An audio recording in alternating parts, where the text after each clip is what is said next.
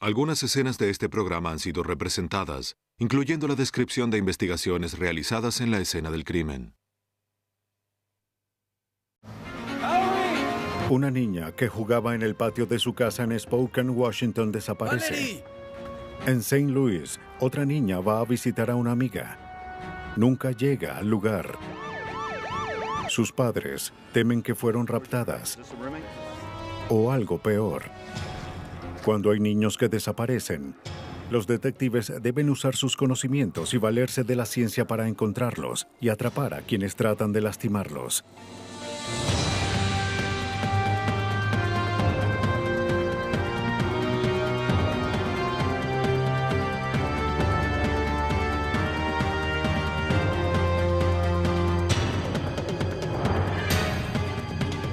Los nuevos detectives, casos estudiados por la ciencia forense. Juventud robada. En este episodio se cambiaron algunos nombres.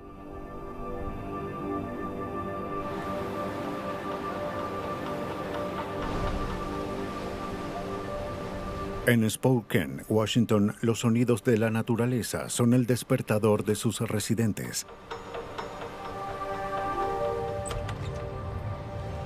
Pero el 18 de octubre de 1999, un vecindario fue despertado con la voz de Brad Jackson, de 33 años. ¿Valerie? ¡Valerie! ¡Valerie! Llamaba desesperado el nombre de su hija de 9 años, Valerie. ¿Valerie? El desesperado padre tocaba las puertas de sus vecinos para saber si alguien había visto a su hija. ¡Valerie! ¿Ha visto a mi hija? ¿Ha visto a Valerie? No. ¡Valerie! ¡Valerie! 911, ¿en qué puedo A las ayudarle? 8:44 llamó al 911 para denunciar la desaparición de Valerie. ¿Su hija desapareció? ¿Hace cuánto? Dígame su nombre, señor.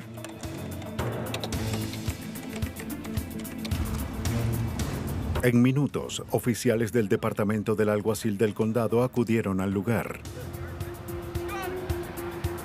Jackson les dijo que vio a Valerie por última vez jugando en el patio a las 8:15. Bien. Estaba jugando Minutos aquí. después, cuando salió para acompañarla a la escuela, encontró el morral de Valerie en el porche, pero ella había desaparecido. ¿Hay alguien ¿Desapareció? que esté autorizado para salir con ella? ¿Otro adulto? No. Quédese aquí, llamaremos más oficiales, ¿está bien? Oficiales de policía y vecinos revisaron el área con la esperanza de que Valerie solo hubiese caminado sola a la escuela o estuviese con una amiga. ¡Valerie!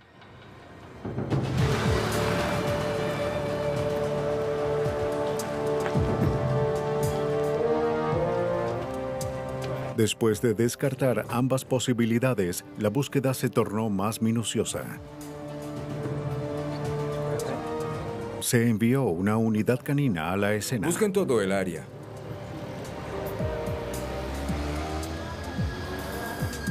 Los perros olfatearon una de las camisas de Valerie, ¿Cómo ocurrió todo? pero su búsqueda no dio ¿Jugaba en el resultados. patio? ¡Valerie! El detective del condado de Spokane, Dave Madsen, estaba en la escena. Cuando un niño desaparece, es importante revisar la residencia para saber si hay evidencias de un crimen en el lugar. ¿Alguien vio algo fuera de lo común esta mañana? En este caso, la residencia no pertenecía a Brad Jackson, sino a sus padres, Dick y Karen Jackson. Brad y Valerie vivieron con Karen y Dick, sus padres, por casi 7 meses. Bueno, nos mudamos aquí porque a mi novia no... Jackson, un padre soltero con la custodia completa de Valerie, explicó que él y su hija vivían en la casa de su novia. Regresaron con los padres de él, ya que su novia no se llevaba bien con Valerie. ¿Cuándo fue la última vez que la vieron? Nadie en la familia había visto a la madre de Valerie por varios años. Madsen interrogó a Jackson y a sus padres sobre la última vez que vieron a la niña. Su padre Dick dijo que la vio la noche anterior. La noche anterior se aseguró de que estuviese arropada y... Antes de ir a la cama, hablamos y nos dimos un abrazo. Y me preguntó si iba a trabajar. Yo trabajaba en Portland. Me preguntó si me iría en la mañana. Y me preguntó cuándo me vería de nuevo. Y le dije que a la semana siguiente fue la última vez que la vi. La madre de Jackson, Karen, vio a Valerie cerca de las 4:30 de la mañana del día de su desaparición. Antes de ir a trabajar, solía asegurarme de darle un abrazo y un beso. Y lo hice. Y luego me fui a trabajar. Bueno, ella no estaba... Brad Jackson declaró nuevamente que vio a Valerie jugando en el patio antes de ir a la escuela. Pero 15 minutos después ya no estaba. ¿Nos permitiría revisar el cuarto de Valerie? Claro. Los Jackson le dieron permiso a los investigadores de revisar la casa en busca de cualquier cosa que explicara lo ocurrido. Nunca se sabe lo que se encontrará. Buscas cosas en la escena fuera de lugar. Madsen revisó la cama de Valerie. Halló manchas de sangre en una almohada.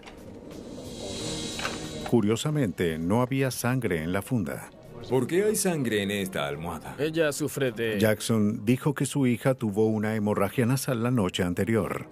Valerie tenía hemorragias nasales y cuando le sucedía llamaba a su papá y le pedía que la ayudara a limpiarse. Siempre le sucede. Jackson explicó que Valerie se enfadó al ver sangre en sus sábanas. Las lavé. Así que las lavó y reemplazó antes de su desaparición. Madsen buscó otras pruebas de una hemorragia nasal como pañuelos ensangrentados, pero no halló nada. Pidió a los técnicos que guardaran las almohadas y las mantas para examinarlas.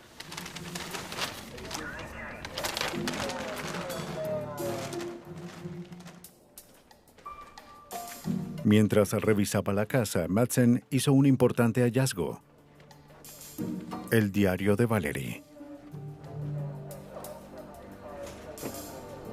Pidió a los técnicos que lo recogieran y guardaran.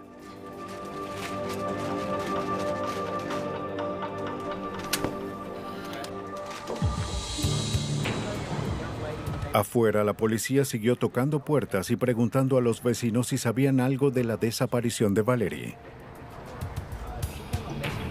Ninguno tenía información de ayuda. Los vecinos declararon que Brad Jackson parecía un buen padre y que Valerie era una niña muy dulce.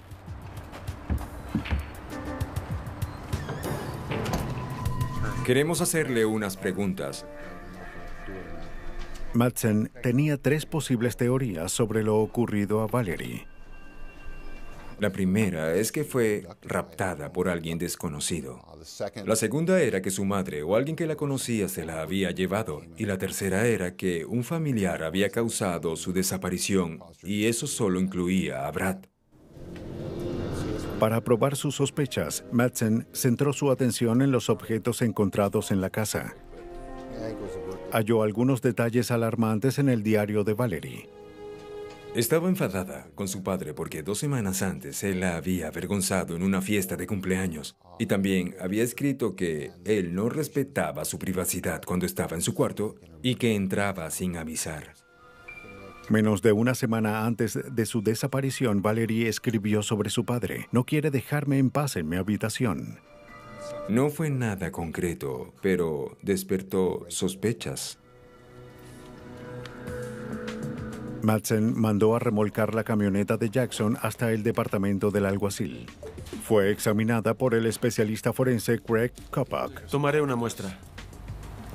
Tomamos un enfoque metódico a fin de no pasar por alto ninguna evidencia. En este caso, buscamos barro, cabellos, fibras o fluidos corporales. Primero, Kopak analizó el exterior del vehículo. Descubrió varios puntos extraños en el guardafangos del lado frontal del pasajero. Tomó muestras del residuo y las mandó a analizar. Para revisar el interior de la camioneta, se retiró la puerta y se apagaron las luces.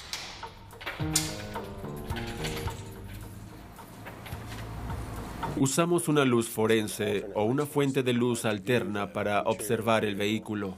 Elementos como fluidos corporales y cabellos y fibras brillaban y así podríamos guardarlos.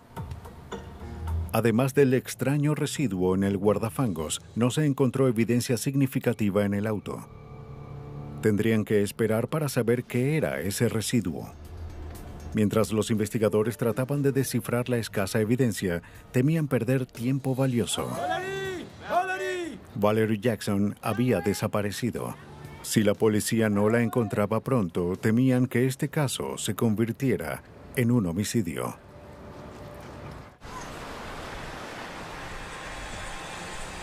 En Spokane, Washington, Valerie Jackson, de 9 años, llevaba una semana desaparecida.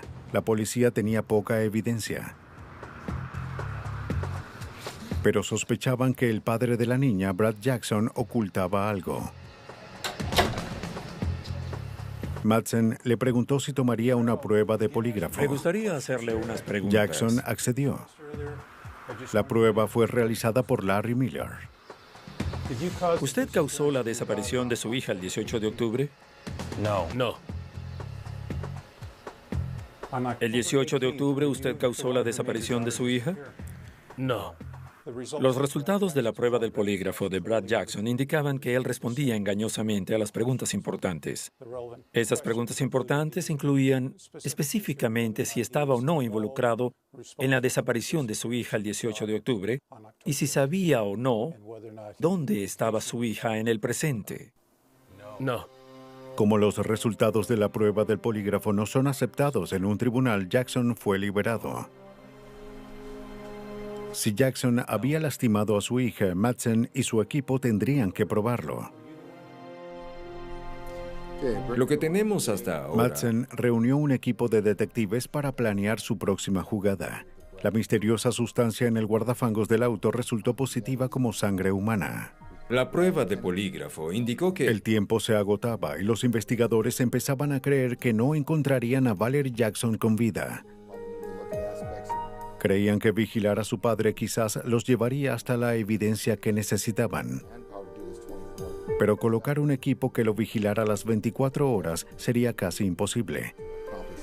Debían hallar otra forma. Tenemos su auto. ¿Por qué no instalamos un GPS? Alguien sugirió usar un GPS para rastrear los movimientos de su camioneta. Decidimos que íbamos a intentarlo. Nuestro objetivo era que él nos llevara hacia donde estaba Valerie. Además, queríamos descubrir a quienes contactaba, para así nosotros contactarlos e interrogarlos para averiguar si sabían algo sobre el caso o sobre lo que Brad hacía. Si el GPS funcionaba correctamente, transmitiría una señal a satélites en órbita.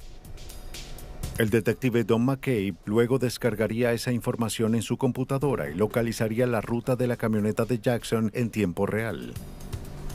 Y allí aparecen la latitud y la longitud, la fecha y la hora. Si quieres una dirección, te dará la dirección. Brad, quiero hablar contigo. Después de instalar el GPS, Madsen llamó a Jackson para que buscara su camioneta. El equipo ahora esperaba que Jackson los llevara hasta Valerie. Al entregarle las llaves, Madsen hizo algo audaz. Le dije directamente que sabía que él mató a Valerie y que sabía que probablemente la enterró, que no tuvo tiempo para cavar lo suficiente y que los animales excavarían y hallaríamos el cuerpo. Y cuando lo hiciéramos, tendríamos la evidencia para sentenciarlo. No mostró ninguna emoción, nada. Solo me miró a los ojos y dijo, entiendo. Jackson tomó las llaves y se fue. Y el detective McCabe rastreó todos sus movimientos. Durante los primeros 2 días, el GPS funcionó a la perfección y McCabe supo dónde estaba el auto de Jackson en todo momento. Pero de repente la señal se perdió. Ya no podía vigilar a Jackson en tiempo real. McCabe tendría que esperar semanas para saber si el GPS aún guardaba los datos.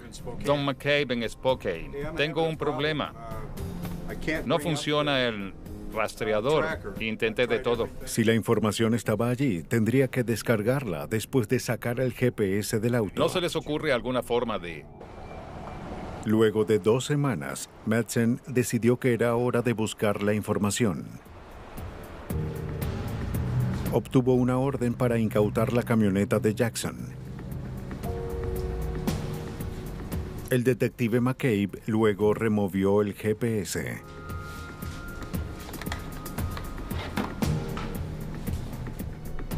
Con Madsen a su lado, procedió a descargar los datos. Para su alivio, no pasó mucho tiempo para que las rutas exactas del auto aparecieran en un monitor de computadora. Había un par de lugares que nos hicieron pensar, es un lugar extraño para que él esté. Y uno de ellos era Vicary Road. Primero, cruzó hacia allá y se estacionó. Sí. Vicary Road se encuentra en un área remota a 32 kilómetros en las afueras de Spokane. Estuvo allí el 10 de noviembre por casi 15 minutos. No llegó a los 15 minutos. Luego fue directamente de allí al área de Springdale, donde estuvo otros 30 minutos antes de regresar a Spokane. Bien, no fue este el lugar que me mostraste. Springdale también era un lugar remoto y boscoso. Solía ser un área de explotación forestal. Madsen creía que el comentario que hizo a Jackson había funcionado.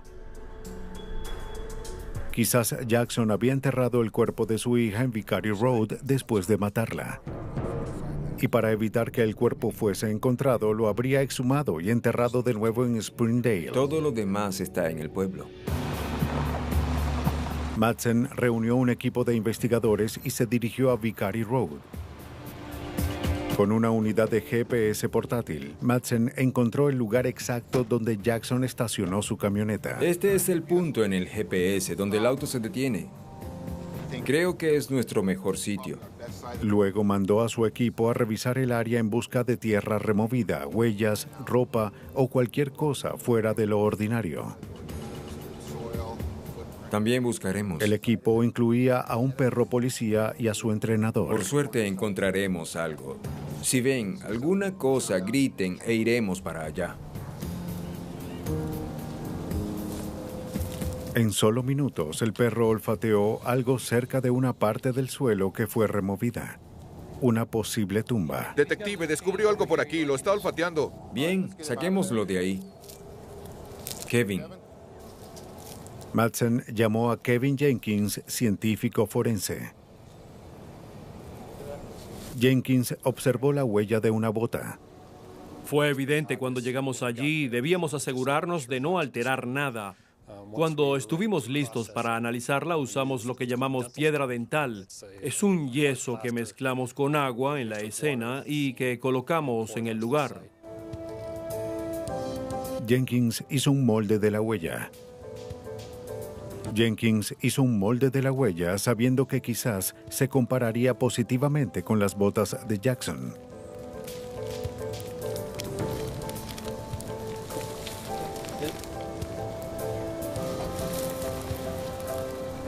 Bill Schneck, otro forense, tomó muestras del suelo en el área. Queríamos analizar las muestras y compararlas con cualquier otra evidencia presente cerca del sospechoso, como en su casa, herramientas o ropa. Justo cuando guardaban todo para irse, hicieron otro hallazgo. Uno de los investigadores halló 2 bolsas plásticas atadas con cinta de embalar.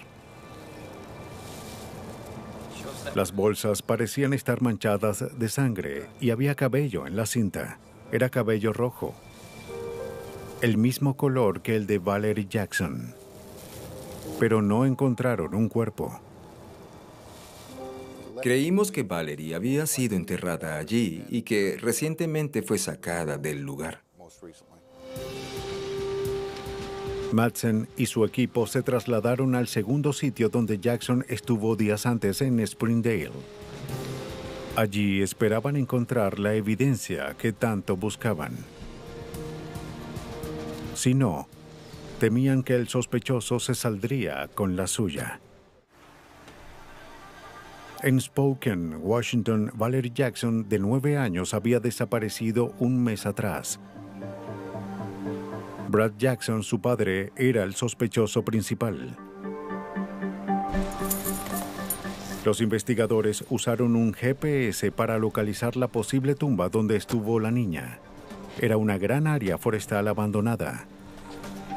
Creo que estas son las coordenadas.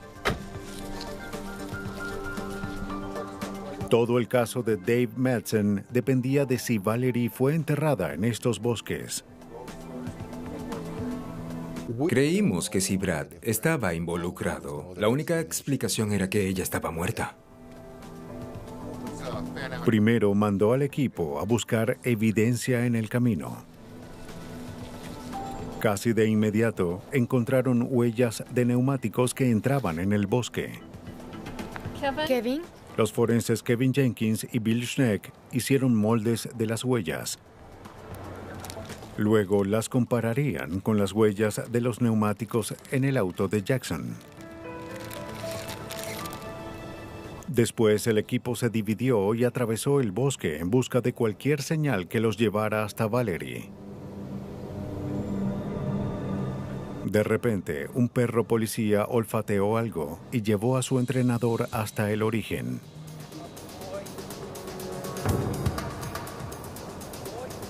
Madsen se dirigió al lugar y vio que la tierra había sido removida. El equipo forense procedió a excavar el sitio con mucho cuidado. Poco después, encontraron lo que buscaban. Oye, Dave, ven aquí un momento, creo que hallé algo. Había tejido humano y una tela rosa como la del suéter que Valerie Creo llevaba. que hay algo aquí. Luego de unos minutos, sacaron el cuerpo de una niña. La víctima fue identificada después como Valerie Jackson. Parece que es ella. Cuando hallamos a Valerie, hubo mucho silencio cuando finalmente hallamos su tumba. Cuando un niño desaparece, uno quiere encontrarlo. Era lo que esperábamos, pero aún sentimos pena al pensar en el porqué. Supongo que al aceptar que realmente estaba muerta. Así que fue un momento muy triste. Aunque el cuerpo de Valerie había sido encontrado, la investigación estaba lejos de terminar. El equipo forense revisó de nuevo el hogar de Jackson. Incautaron objetos que posiblemente estarían vinculados a la evidencia encontrada en el campo. Un rollo de cinta, 2 palas y un par de botas de Brad Jackson. El forense Bill Schneck, quien tomó muestras tanto de Vicary Road como de Springdale, ahora extraía muestras de tierra de los neumáticos y el suelo del auto de Jackson. Al comparar las muestras de la camioneta con las de la escena del crimen, buscamos similitudes en la composición para ver si la tierra en el vehículo provenía de la escena. Al mismo tiempo, Kevin Jenkins tomaba huellas del neumático del auto para confirmar si coincidía con el molde tomado en el lugar donde Valerie fue encontrada. Para obtener una impresión reconocible del auto, colocamos una capa delgada de vaselina en la llanta. Luego hicimos rodar la llanta con mucho cuidado sobre una pizarra blanca y así la impresión del neumático se marcó en la pizarra gracias a la vaselina. Después usamos polvo magnético negro para hacer resaltar la impresión y volverla oscura. Mientras la investigación continuaba, la médico forense realizó la autopsia de Valerie Jackson. El informe indicó que la causa de la muerte fue asfixia. De vuelta en el laboratorio, Kevin Jenkins comparaba las huellas del neumático de la camioneta con el molde que tomó en la escena. Al final, lo que queríamos encontrar es lo que llamamos características accidentales. Son hendiduras o cortes, detalles que no son de fábrica y que existen en muchos neumáticos, algo único en esa llanta. Y si hallamos eso, entonces podremos decir que ese neumático hizo la impresión y no otro. Jenkins declaró que la coincidencia era exacta. Comparar la huella del neumático del auto de Jackson con la impresión encontrada en la tumba fue muy importante, ya que nos ayudó a determinar que Brad Jackson o su auto estuvieron en ese lugar. Los investigadores ubicaron la camioneta de Jackson en la escena. Ahora debían ubicarlo a él allí. Los forenses proceden a comparar casi 2 docenas de muestras del suelo de ambas tumbas con las muestras tomadas de las botas, palas y el auto de Jackson. Bill Schneck realizó la prueba. El análisis del suelo fue significativo ya que vinculó a Jackson con la tumba donde Valerie fue encontrada. Había tierra en las botas y en las palas que era similar a la tierra de las tumbas, así que logramos vincularlo con la tumba.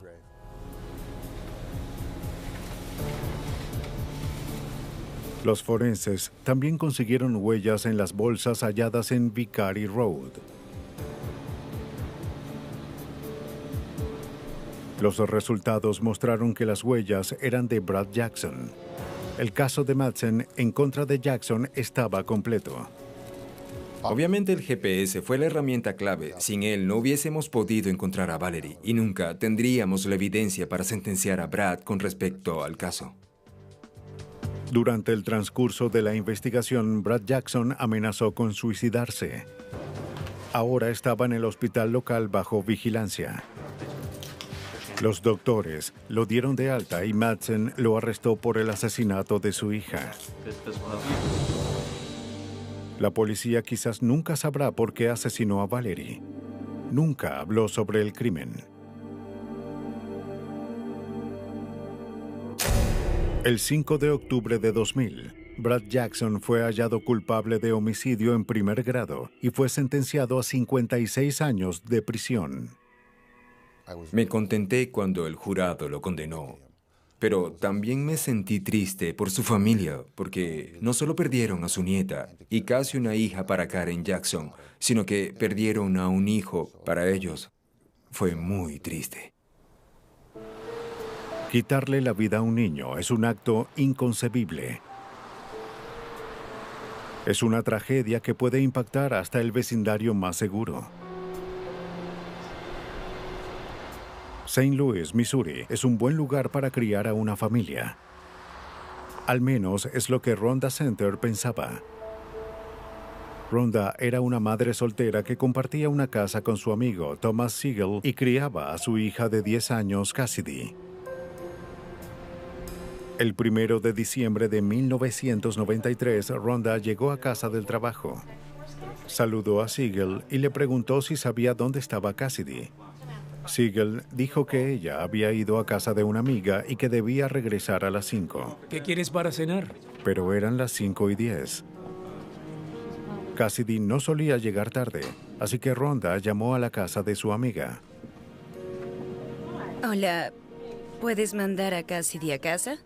Su amiga dijo que Cassidy nunca llegó. ¿Qué quieres decir? ¿Por qué dices que no llegó? ¿Estás segura? Dijo que nunca llegó. ¿Que nunca llegó? No, ¿pero qué? Ella se fue a las ¿Qué? 3:30. Rhonda le pidió a Siegel que la ayudara a buscar a Cassidy. ¡Cassidy! ¡Cassidy! ¡Cassidy! Mientras Siegel recorría la calle llamando a Cassidy, Rhonda fue a donde una vecina. ¡Cassidy! ¡Cassidy! Le preguntó a la vecina si había visto a Cassidy esa tarde, ¿Viste a mi hija, a Cassidy? pero no llegó a no la casa. había visto. ¡Cassidy! Siegel llamó a la policía. Cuando la patrulla llegó, Siegel esperaba afuera de su casa. ¿Es su compañero? Le dijo al oficial que vio a Cassidy por última vez a las 3:30 y que una vecina la vio a las 3:45. Cassidy le dijo a Siegel que iba a la casa de una amiga y que regresaría a las 5. la misma hora en la que su madre regresaba del trabajo. Me voy. Espera, espera. Cassidy siempre llevaba una alarma cuando salía a jugar. ¿Recuerdas lo que tu mamá te dijo? Como había hecho muchas veces antes, Siegel revisó la alarma para verificar que funcionaba. Después de hacerlo, le dijo a Cassidy que la vería a las 5. Ella se fue y nunca regresó. ¿Entendido? ¿Lo entendiste? Entiendo. Bien. Bien. Diviértete, ¿sí? Siegel describió lo que ella llevaba. Una chaqueta de jean azul, un suéter rosa, jeans y tenis blancos. Atención a todas las unidades. Los oficiales empezaron a inspeccionar el vecindario preguntando si alguien había visto a Cassidy o algo sospechoso. También llegó una unidad canina para olfatear el rastro de Cassidy. Poco después, la detective Laura Nearing de la policía de St. Louis llegó a investigar. Lo que hizo este caso particularmente interesante fue que 2 meses antes de este caso hubo otras 2 chicas que desaparecieron y fueron halladas asesinadas. Desde el principio consideramos la posibilidad de un asesinato en serie. Casi a cuadra y media de distancia, un hombre encontró una alarma fuera de su casa.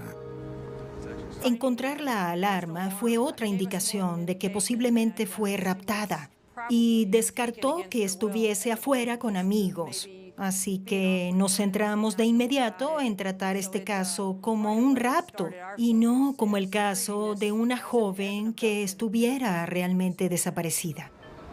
El hombre que halló la alarma no observó nada inusual.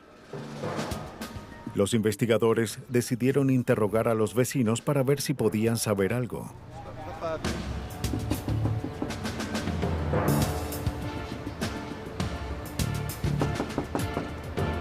Nadie respondió. Hablarían con ellos después.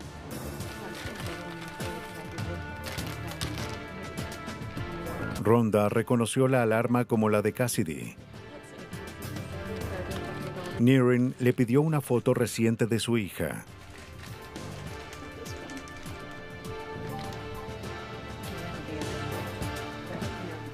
Luego pidió permiso para revisar la habitación de Cassidy en busca de pistas que indicaran lo que había ocurrido. Allí los forenses procedieron a guardar objetos que pudiesen tener sus huellas o ADN.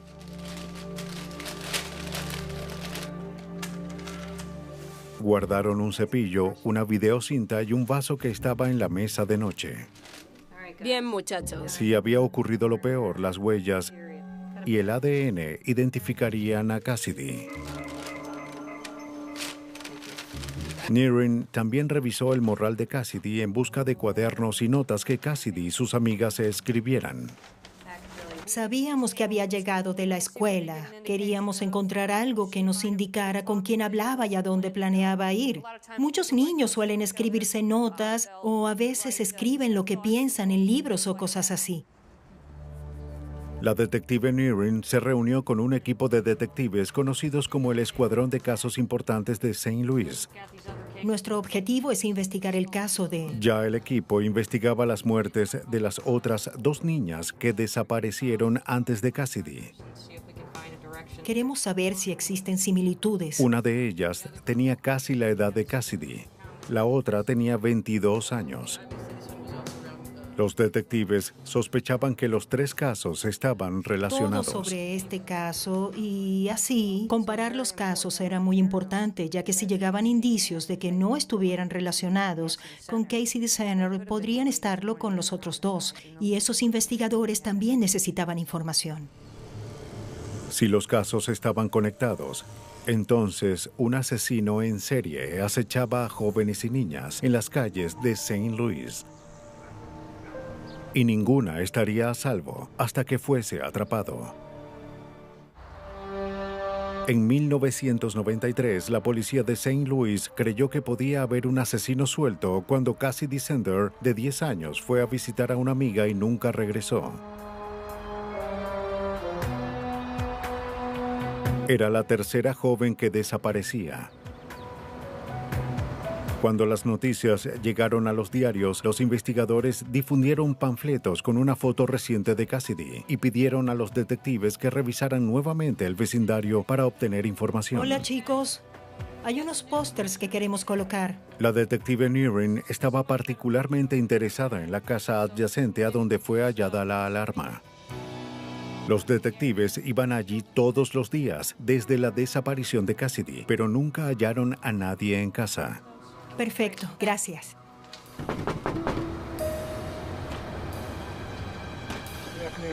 Casi una semana después de la desaparición de Cassidy, Gloria Cooper abrió la puerta. Los detectives le preguntaron dónde estuvo desde la desaparición de Cassidy. Queríamos hacerle unas preguntas.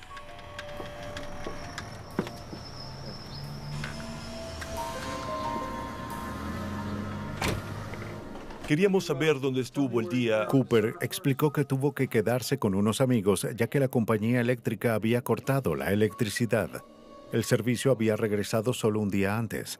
Cuando le preguntaron sobre Cassidy, dijo que no sabía nada. También mencionó a su hermano, que a veces vivía con ella. Los detectives fueron a hablar con el hermano de Cooper. Usted estuvo en su casa Él les dijo que como no había electricidad, no estuvo en casa el día de la desaparición. Debía estar en el trabajo a las 4 de la tarde. ¿Tiene algo que demuestre que estuvo allí? Claro que sí, tengo mi registro. Brooks mostró su registro del 1 de diciembre. Entró a las 4:07 y salió a las 11:30 de la noche, lo que potencialmente lo descartaba como sospechoso. Como sabíamos que una vecina la vio a las 3:45 de la tarde y que entró a las 4:07, no hubiese tenido mucho tiempo para raptar a alguien y asesinarlo en este corto tiempo. La policía llegó a otro callejón sin salida, pero el 9 de diciembre, 8 días después de la desaparición de Cassidy, obtuvieron una pista. Dos jóvenes iban por un callejón cuando observaron un bulto de mantas en una pared. ¿Qué es eso? Cuando se acercaron, se sorprendieron al ver una pierna que sobresalía de las mantas. Cuando la policía llegó, de inmediato sospecharon que era Cassidy y sabían lo que ocurría, así que nos llamaron, lo que fue de gran ayuda. Pudimos llegar allí y participar en la inspección de la escena y asegurarnos de que guardaran toda la evidencia que necesitábamos para identificar a un sospechoso. El cuerpo de la niña, que llevaba ropa similar a la de Cassidy, estaba envuelto en una cortina debajo de una manta. La evidencia en la escena no señaló a ninguna persona en particular. Lo que teníamos era un edredón, una manta y una cortina. Teníamos esos objetos, pero no sabíamos de dónde venían. Hay huellas de neumáticos. También hallaron huellas de neumáticos cerca del cuerpo. Van hacia allá.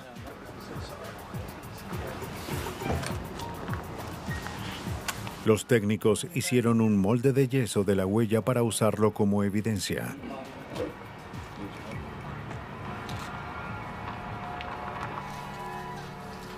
Con las huellas dactilares tomadas de la víctima, el detective Donald Bryan hizo una comparación con las huellas que encontró en los objetos de Cassidy.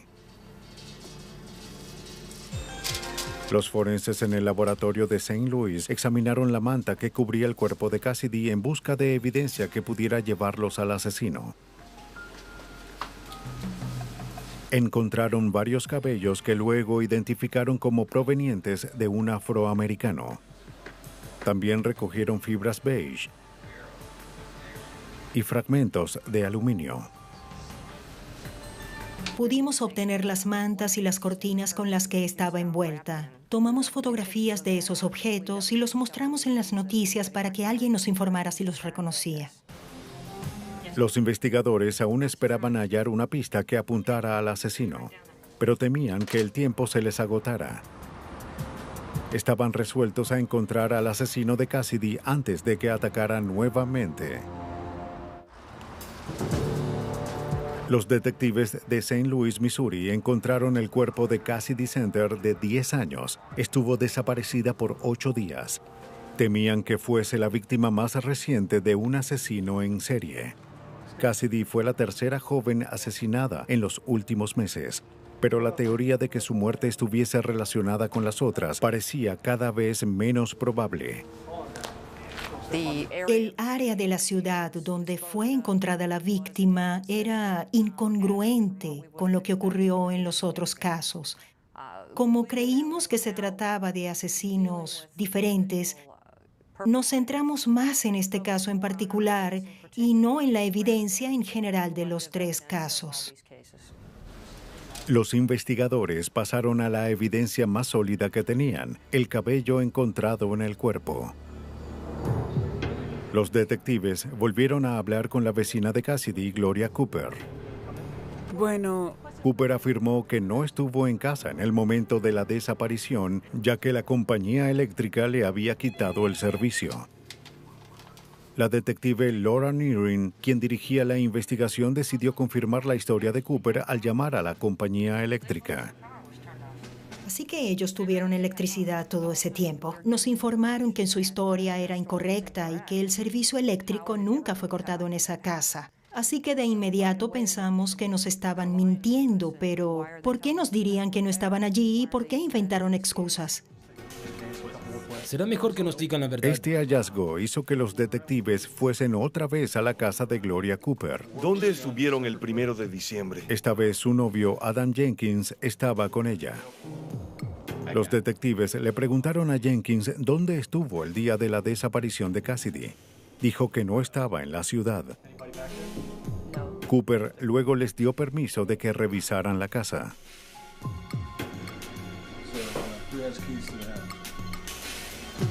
En una de las habitaciones, observaron una alfombra beige. Era de un color similar al de las fibras encontradas en las mantas que cubrían el cuerpo de Cassidy. Tampoco había cortinas en las ventanas, ni edredones en la cama. Si alguien en la casa estaba involucrado en el homicidio, la policía tendría que hallar la forma de probarlo. En el laboratorio de St. Louis, el detective Daniel Jackson examinaba las impresiones de neumáticos tomadas cerca de donde Cassidy fue hallada. Después de examinar las características, Jackson pudo determinar el tipo de neumático que hizo las marcas en el callejón. Provenía de un neumático usado en ciertos camiones, camionetas y vehículos parecidos. Después de obtener esa información de que se trataba de un neumático único, fue importante identificar qué vehículos estaban en el área. Los detectives inspeccionaron el vecindario. ¿Cómo le va, señor? Hola, ¿cómo le va? Su persistencia dio frutos de inmediato. Un residente recordó que el 9 de diciembre, un día antes de que Cassidy fuese encontrada, vio una camioneta de alquiler al frente del hogar de los Cooper a las 6:30 de la mañana. 2 hombres afroamericanos entraron en el auto y arrancaron tan rápido que chocaron contra un buzón al final de la calle. Cuando supimos de esa camioneta, tuvimos una idea. Nos dimos cuenta de que eso era lo que buscábamos. Ya sabíamos que donde la víctima fue encontrada había fragmentos de aluminio. Supimos que probablemente eran del vehículo. Aquí hay una. También era el tipo de vehículo que dejaría las marcas de neumáticos encontradas cerca del cuerpo de Cassidy. Ahora había que probarlo. Nearing revisó las páginas amarillas en busca de agencias de alquiler de camionetas. Encontró una cerca del vecindario de los Cooper y envió un detective a investigar. Perfecto. El hermano de Cooper, Thomas Brooks, alquiló el auto el 8 de diciembre y lo devolvió al día siguiente. El empleado mostró a los detectives el auto que Brooks alquiló. Luego lo incautaron para analizarlo. Los neumáticos eran del mismo tipo que los de las marcas halladas en la escena del crimen. Al compararlos con los moldes de las huellas, descubrieron que ambas marcas eran idénticas. Los detectives también buscaron evidencia en la camioneta para comparar los fragmentos de pintura encontrados en las mantas que cubrían el cuerpo. También se buscaron huellas en el auto. La detective Nearing ahora tenía suficiente evidencia para obtener una orden que le permitiera registrar minuciosamente la casa de Cooper.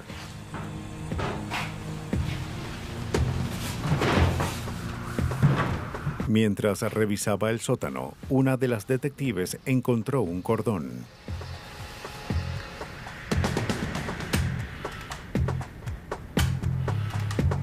Era idéntico a los que se usan en alarmas personales como la de Cassidy.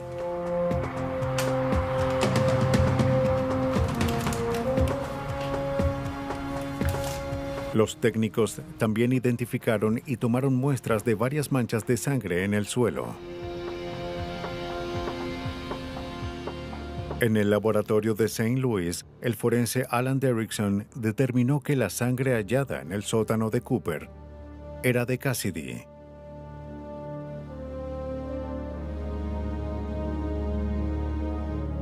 Los investigadores ahora procedieron a buscar a las personas que podían entrar al hogar de Cooper. Interrogaron a Adam Jenkins, el novio de Gloria Cooper. Usted sabe por qué queremos hablarle sobre la niña que fue asesinada. El detective le informó que tenían evidencia sólida de que alguien había asesinado a Cassidy en el hogar de Cooper. Jenkins declaró que Gloria Cooper no mató a Cassidy. Fue asesinada. Pero descubrió su cuerpo en el sótano. Lo que dijo fue que había... Jenkins dijo que Cooper le pidió a su hermano que se deshiciera del cuerpo. Así que Thomas Brooks alquiló una camioneta y él lo ayudó a deshacerse del cuerpo de Cassidy en la calle donde fue encontrado. ¿Regresó a la casa donde vive su novia? Luego la detective Nearing interrogó a Gloria Cooper. No. Nearing le dijo que su novio había confesado y que sabían de la camioneta alquilada. Necesitamos su cooperación. Cooper al fin habló. Yo lo que sé es que llegué a casa Admitió y... haber hallado el cuerpo de Cassidy en el sótano y pedirle a Brooks que lo sacara. Dijo que mintió a los detectives ya que su hermano había amenazado con lastimar a sus hijos si decía algo. Él no sabía qué hacer, así que le dije que... Cooper también confirmó que la manta y la cortina en las fotos eran de la casa. Luego fue arrestada por obstrucción a la justicia. La policía encontró a Thomas Brooks en casa de su padre y lo llevaron a la estación. Escucha, ya sabemos todo. Brooks siguió negando saber del crimen. Debe decirme la verdad. Pero accedió a dar una muestra de cabello. Cuando los detectives le dijeron que Adam Jenkins lo había delatado, su historia cambió. Brooks admitió la verdad. Tenía esa alarma. Trató de atacar a Cassidy. Ella luchó contra él y él la golpeó con una tabla y la mató. Cubrió su cuerpo con una manta y la escondió en el sótano. Luego Brooks corrió hasta su trabajo y llegó 7 minutos tarde. Después de confesar, Brooks fue arrestado.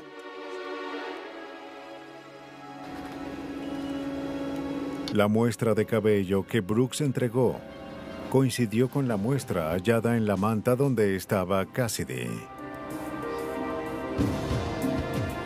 Thomas Brooks fue hallado culpable de secuestro y asesinato en primer grado. Fue sentenciado a muerte. Gloria Cooper y Adam Jenkins fueron hallados culpables de obstrucción a la justicia. No hay forma de eliminar el dolor por la pérdida de un ser querido a causa de un asesinato. Pero gracias a la ciencia forense y a los dedicados investigadores, la justicia se aplica para aquellos asesinos responsables de una juventud robada.